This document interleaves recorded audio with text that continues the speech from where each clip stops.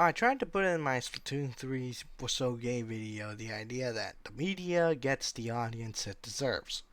Sometimes it's delayed, but it's usually no accident. This usually happens when the audience can find something in a piece of media to latch onto, essentially bringing their experiences, thoughts, and beliefs to shape in the way that they consume the media. As an example, The Last Samurai, at least here in the West, tends to be regarded as a white savior film, or more specifically, a weeb savior film.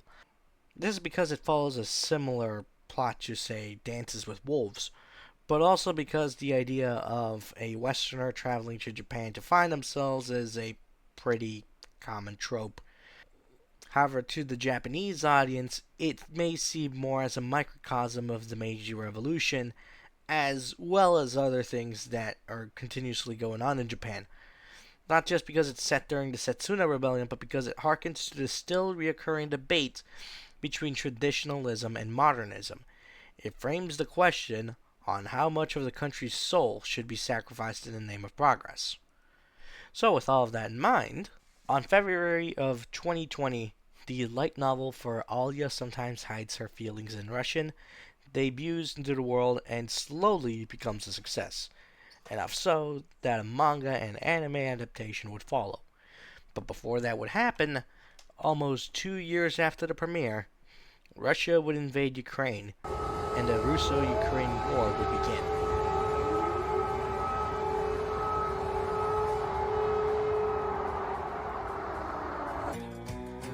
And a little bit of chicken fried. Cold beer on a Friday night. A pair of jeans that fit just right. And the radio. While there was a delay in the premiere of the anime, it still debuted in the summer of 2024. As of writing of this video, Russia and Ukraine are still at war.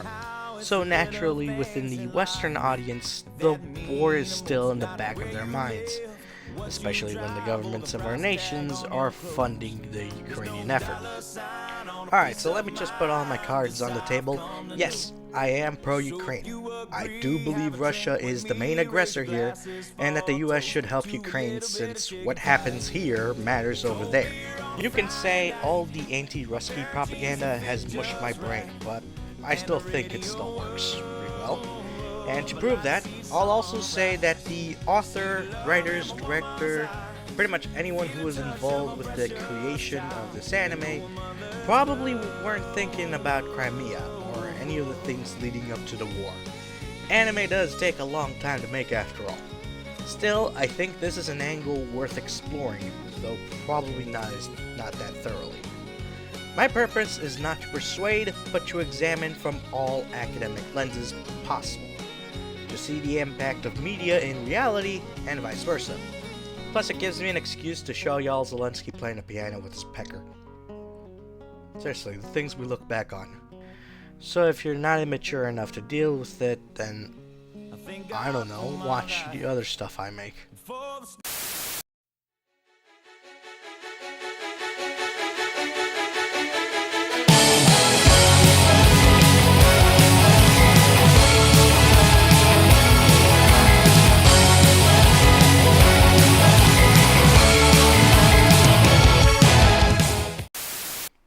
That being said, I will try to be politics free, but I can't make any guarantees.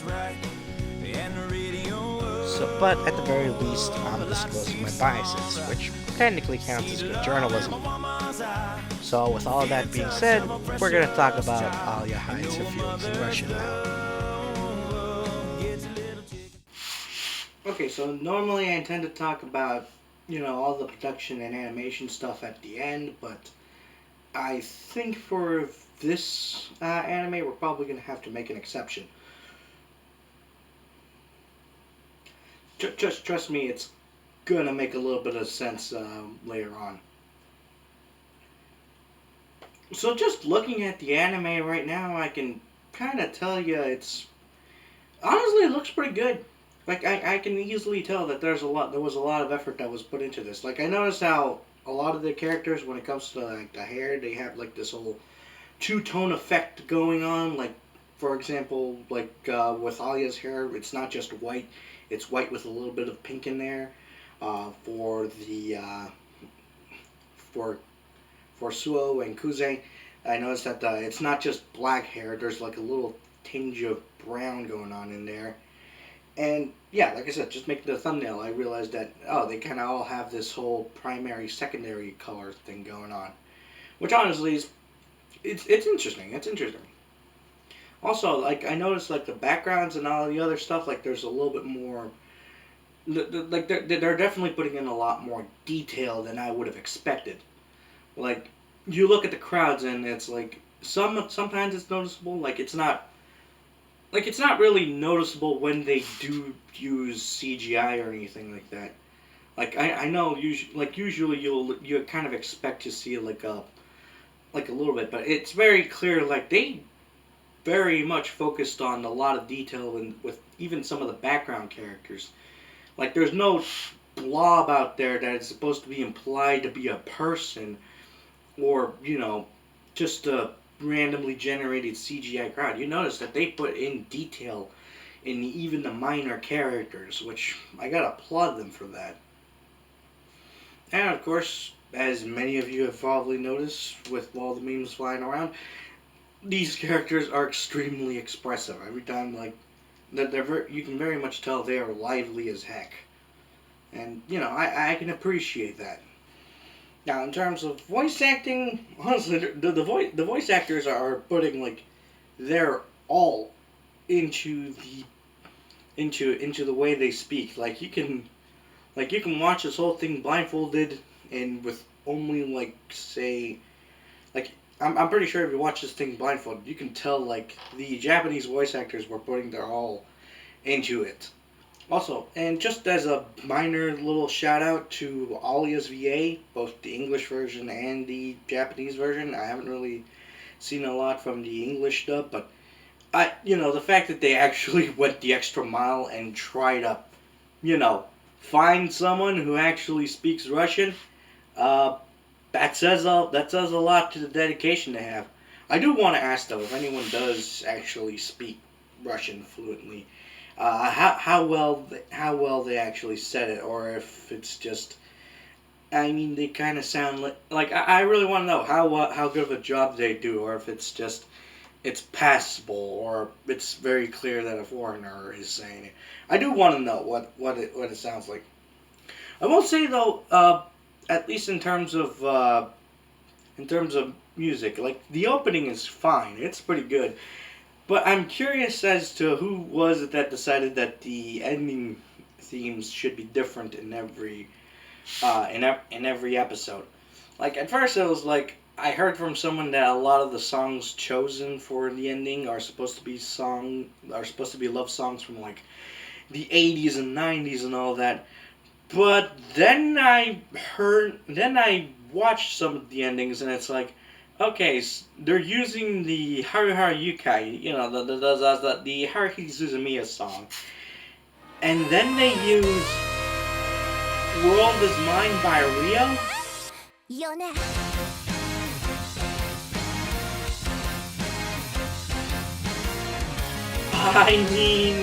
That's a pretty good choice. I'm not gonna knock you for it. I love that song, but I don't know. It just seems a little weird to me. Then again, they could have made a worse choice. They could have used Love Is War, which honestly probably would be a different video entirely.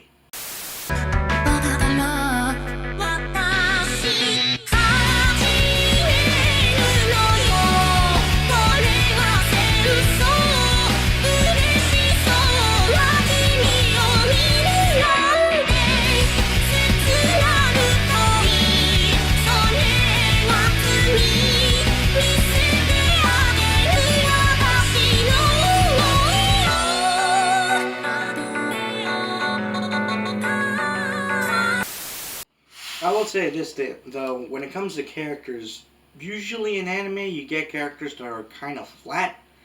Not all the time, but usually tends to be the expectation that they have one or two characteristics and that's about it. In this case, it's sort of the opposite. Even some of the minor characters are seen as multidimensional. Like basically, they're seen as flawed individuals. People like they actually feel tangibly like people. Like you could probably meet someone like that on the street, and you kind of well, you might know just the surface level, but then suddenly they reveal something that maybe is a little maybe goes a little against the grain, but kind of makes sense once you actually think about it. You know, I could probably talk your ear off about every other character, but I'm just gonna go by the characters that I showed in the thumbnail, if that's all right for you guys. So let's just go with Masha Kujo. I'll be honest. She might be one of the weaker characters, but I will say this. She's basically your typical lovey-dovey, you know, mushy kind of character where it's like, yeah, you kind of get that, she's about as pure of an angel as you can get, but honestly, it's honestly for a good reason. I mean, she's basically the foil to Alya in the sense that if Alya is trying to, be constantly aggressive, Masha's the one that reins her in and keeps her from going a little too far or overexerting herself. And sometimes, that's appreciative. I appreciate a character like that. Like, not everyone need. Like, she's the one who basically vouches for Alya as, she's the one who vouches for Alya as being, a very good, decent person. I'll go with that. Let's just go with that. Next character I want to talk about is, of course, Yuki Suo, who, the little sister who stole the show, which, is basically she's basically your typical troublemaker little sister who is all very, very much a stealth otaku. Or a sleeper otaku. I don't know what the term is. Stealth otaku, sleeper otaku? I'll probably go with sleeper otaku. She's basically a troll. She's the one girl who she's the little sister that is seen your porn stash and has kept it a secret for a fee. And I guess the best way I could say it is she's just a delightful little gremlin. She's kind of put in the position of the villainess of the show, and she just revels in it. It's honestly pretty adorable. That being said, though, I'll say this because I know there's a couple of guys out there who say Yuki is wife material or whatever. I'll say this: you don't like Yuki because she is basically as much of a degenerate as you are. You like Yuki because she is easy. Yeah, because you don't have to put in too much effort into it. Yeah. I'll explain what I mean more about that later. Now, our main protagonist for the show is Masachika Kuze. Basically, starts off as your typical lazy slacker who only really focuses on otaku stuff, I'm the same way. I'm very much focused on nerd crap too, but apparently there's like a little bit of family drama going on in the background, which is what makes him gravitate towards stuff like that. And you basically get the ingredients for a broken man who needs to put his pieces together. Like, you can kind of sympathize with the guy. You can kind of see that this is the guy with a lot of expectations put on him, and he suddenly crashed. And now he's trying to rebuild himself from the ground up. Oh, again, also relatable. Like, basically, just promise this guy a Rusky waifu, and this guy will go to Kursk and just absolutely take control of the whole thing. And go even deeper. Probably go all the way to Moscow. Yeah. I know. I'm a little disappointed in myself too. And finally, we have the lady of the hour, Alyssa Mikhailova Kujo. And before we talk about her, mostly, we're probably going to have to talk about Russia a little bit. So the thing about Russia in the late Soviet era and even in the modern era is that we're talking about a society run by a bureaucratic parody, like levels upon levels of people that need to answer to other people. If you know that one Reagan joke about buying a car, then you kinda get it. That this man, he laid down his money, and then the fellow that was in charge said to him, "Okay, come back in 10 years and get your car." And he said, "Morning or afternoon?"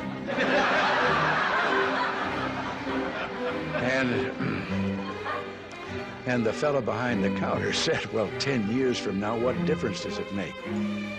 And he said, "Well, the plumber's coming in the morning." Except normal Russians don't wait their turn on the queue. They convince others to get out of the way. Like if you wanted to buy a car, you don't just apply for one. You bribe officials, cover co-workers' shifts so that they can take care of their sick babushka, and thus you look a little bit more like a hard worker.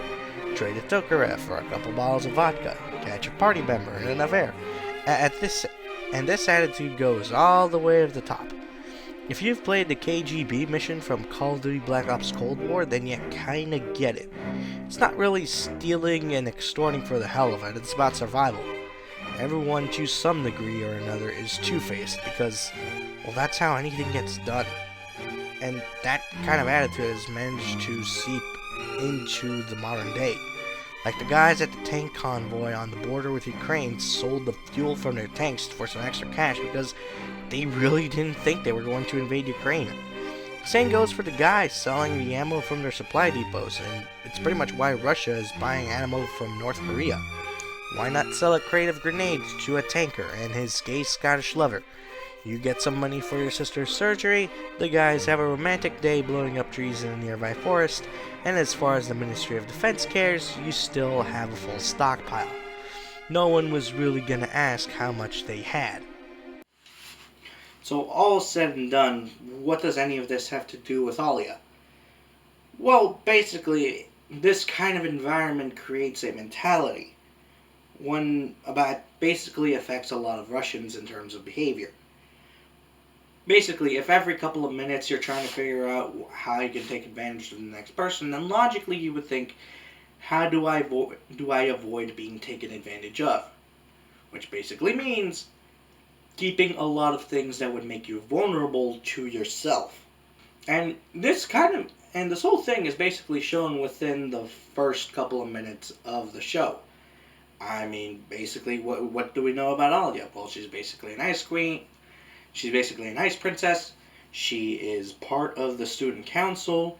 She is very, very persistent about people following the rules to the point where she's constantly rejecting guys. She has that laser focus. Basically, she has shot down so many guys with the confidence of soldiers going off to battle for country and glory and all that. And they typically return back like they've been shell-shocked. And yet, for some reason, she falls for this goober of a slacker. Like, the math ain't mathin' here. And does, however, create an exploitable vulnerability. If people knew that she actually did like this guy, and that she actually did have a thing for this guy, this would basically ruin a little bit of a reputation. It also creates something that can be exploited out of her, so to speak. Speaking of reputation, though, this is where the other thing factors in. Pride. I'm sure most people already know by now that Russians will thump their chest real loud about the fact that they're the largest nation in the world, about how they single-handedly fought the Nazis off, about how the Russians were the first people in the space, blah, blah, blah, blah, blah, blah, blah. You heard all of it. But it goes a little bit beyond just regular nationalism. I mean, really think about it. I mean, these are the people that still celebrate VE Day. Meanwhile, VE Day is just another day in America.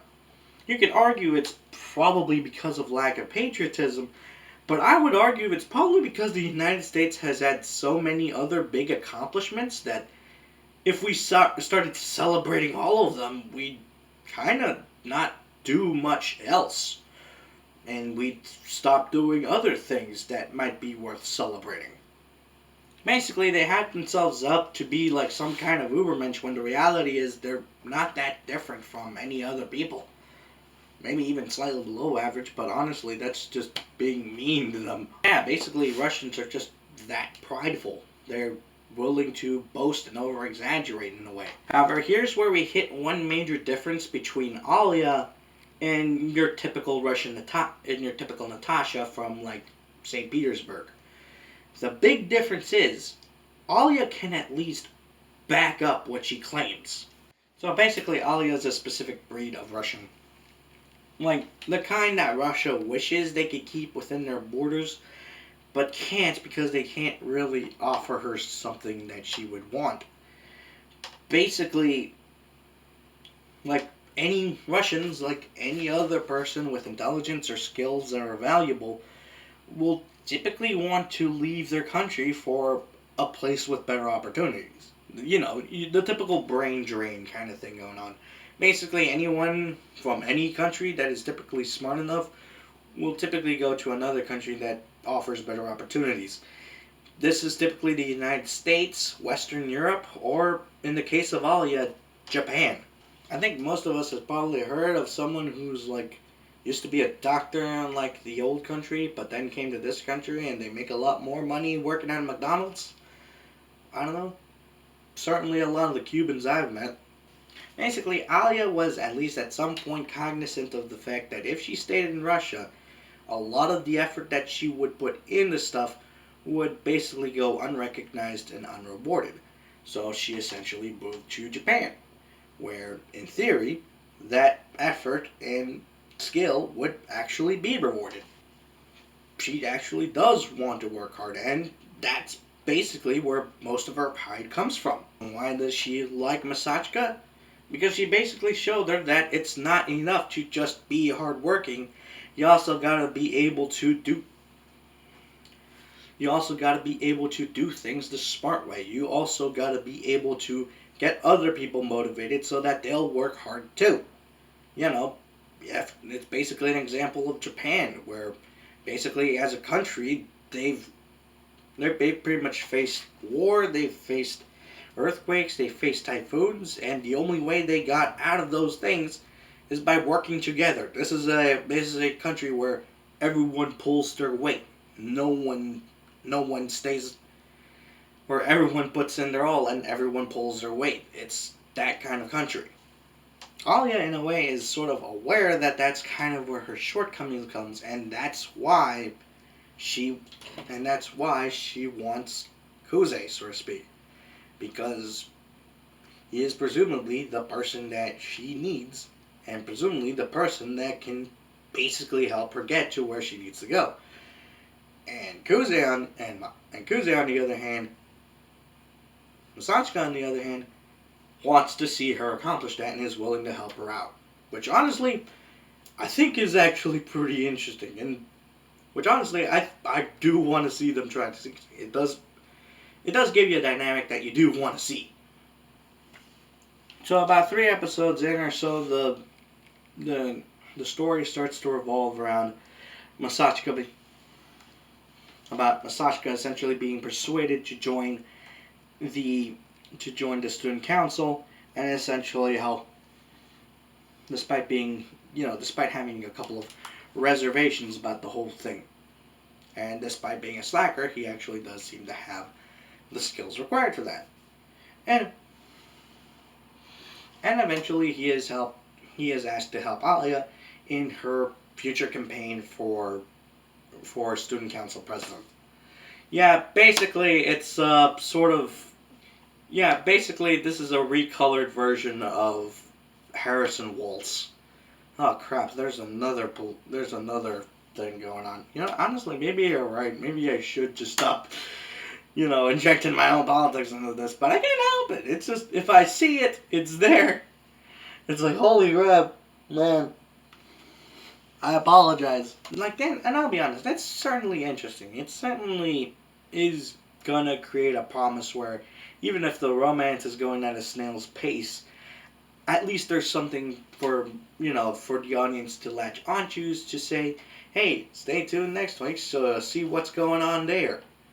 However, at the same time, it's like the romance is still going at a snail's pace.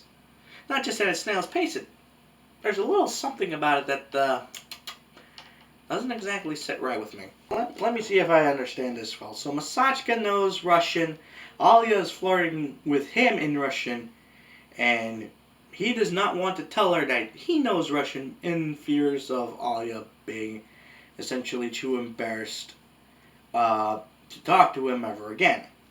I kind of get it, but it feels a lot more like if, say, we're playing a penalty shootout, and the goal of the shooter is to just hit the crossbar and not make a goal, while the goal of the goalie is to make the ball go into the net. It's like yeah, I can kind of see how that would be a challenge, but it kind of feels like you're playing the game all wrong. I don't know. I don't know. I speak as someone who is bilingual. If someone suddenly learned my native tongue, so to speak, in my case Spanish, if someone who I thought did not understand Spanish suddenly started talking Spanish to me, I would take that less as an embarrassment and more like, oh shoot, this person really actually cares about the fact that about actually getting to know me well. This person actually cares so much about being good friends with me that they're willing to learn the language that otherwise we wouldn't be speaking in. That kind of thing.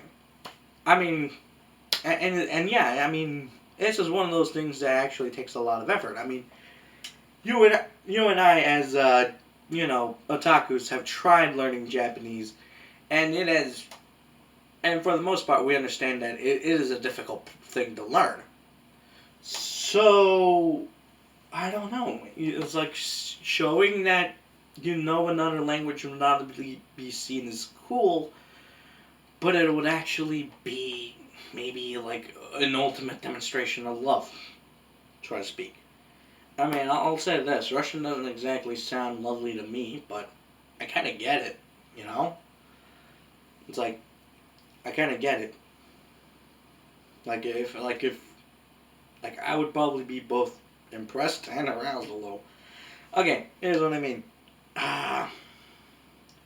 So remember when I said that Yuki was easy? Well, here's something that my dad once explained to me at one point. You want to look for a girl that makes you work for it instead of just handing it to you like it was nothing. And I think we all know what it means. Like, I think he also phrased it as, you're supposed to keep trying until she files a restraining order, which does sound like a yikes thing, but I think what he meant is that a woman typically wants someone who is willing to overcome challenges, sort of, I guess, as a demonstration of strength or something, whatever, like that. Or a demonstration of intelligence, or a demonstration of willpower, a quality that a lot of people would want to see in a person.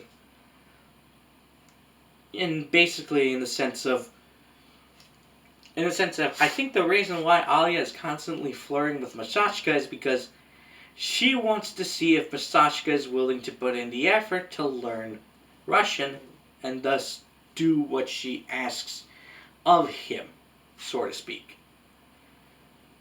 Like, basically, she has laid down the gauntlet. On the other hand, though, I kind of understand what they were going for. Basically, Masachka is such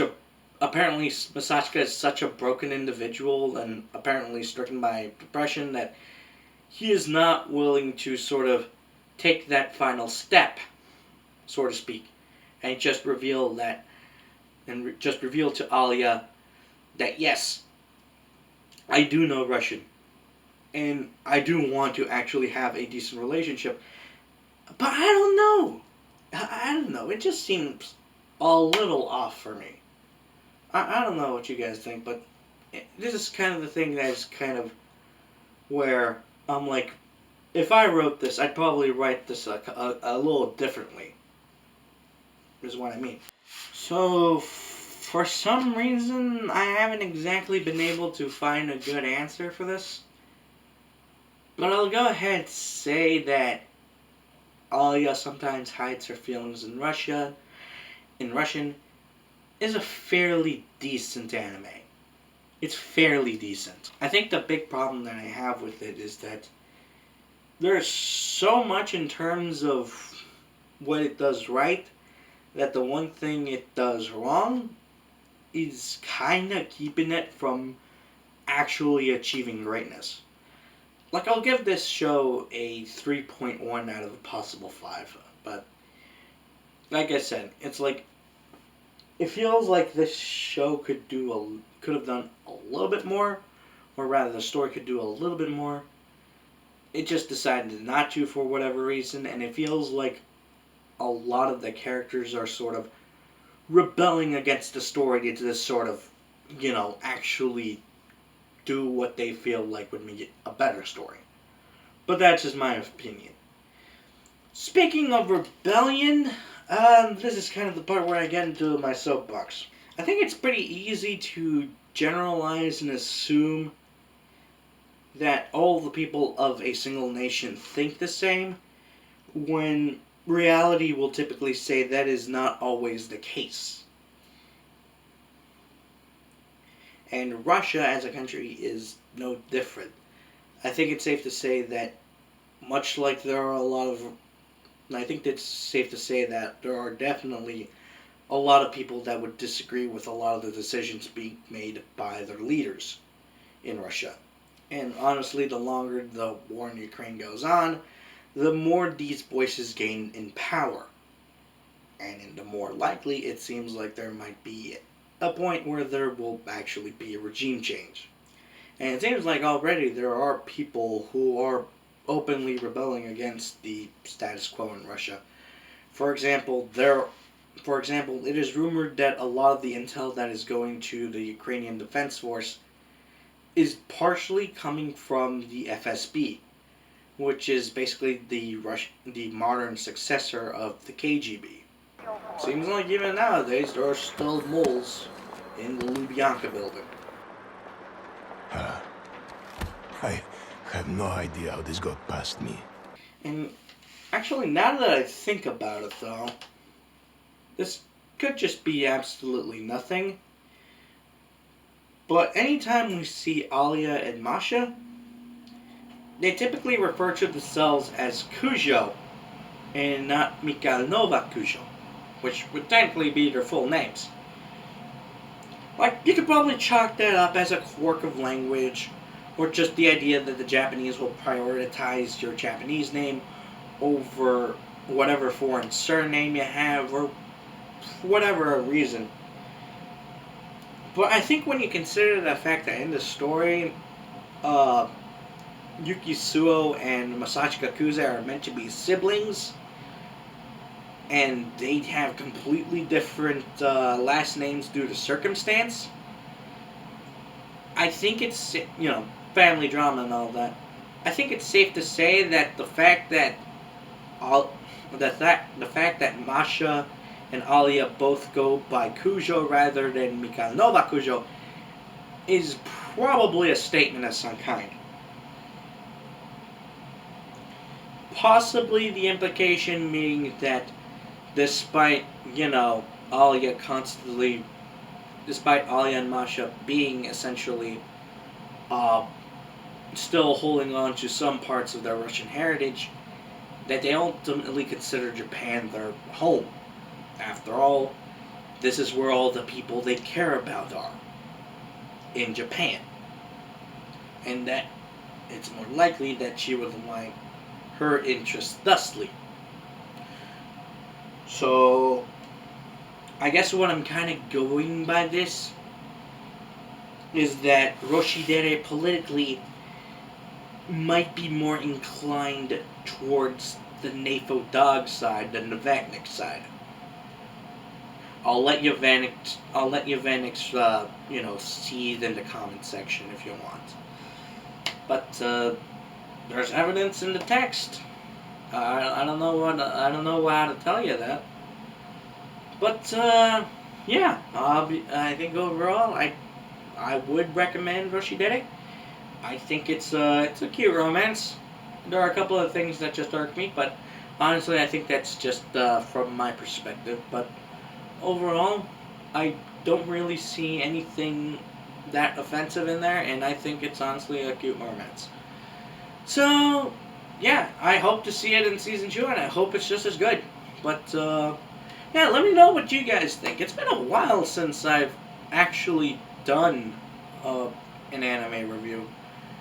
So let me know if you guys want me to keep doing that, or if you guys would rather I just stick to video essays, because I can do that. Or if you guys would rather, I can probably do more gameplay videos or whatever. Again, I'm catering to a bunch of people. Do you guys seem to like my video essays, or if you guys want me to do something else? Put it down in the comments, and let me know what you guys think of Rushidere. But yeah, that's really all I got for you guys. And yeah, so yeah, until then, this is me saying Spasiba Shato Stotiumi. And to the Ukrainians, Дякую за журналіст. До побачення. Slava Ukraina. Well, I got to admit, for a disguise, it's pretty good. Hardly recognized you. What is... I'm off duty. That's how you dress when you're not Catwomaning around. I may have to rethink this whole relationship.